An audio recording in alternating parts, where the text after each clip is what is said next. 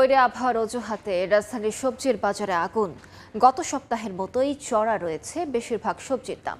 কারওয়ান বাজারে সবজির মধ্যে বেগুন 120 থেকে 150, বরবটি 100 থেকে 120, শসা 120 এবং পটল 80 টাকা কেজি দরে বিক্রি হচ্ছে। কাঁচামরিচ বিক্রি হচ্ছে কেজিতে 200 থেকে 240 টাকা।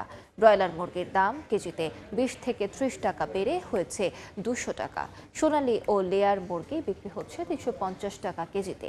সপ্তাহ ব্যবধানে পেঁয়াজের দাম কেজিতে 10 টাকা বেড়ে প্রতি কেজি বিক্রি হচ্ছে 60 টাকায়। ডিমের দামও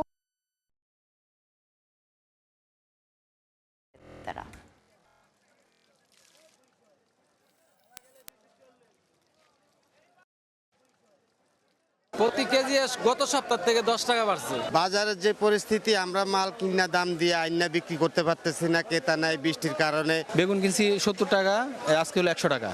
পটল হলো কিনেছি মনে করেন যে 50 টাকা, এটা 70 টাকা। দাম বাড়াইছে এটা ঠিক আছে, যদি পাবলিকের পকেটে টাকা থাকতো তাহলে কিনতে পারতো। ব্রয়লার কেজি 190 টাকা থেকে 200 টাকা, আর আপনি সোনালি 350 টাকা, 330 টাকা করছে, আপনি 350 টাকা।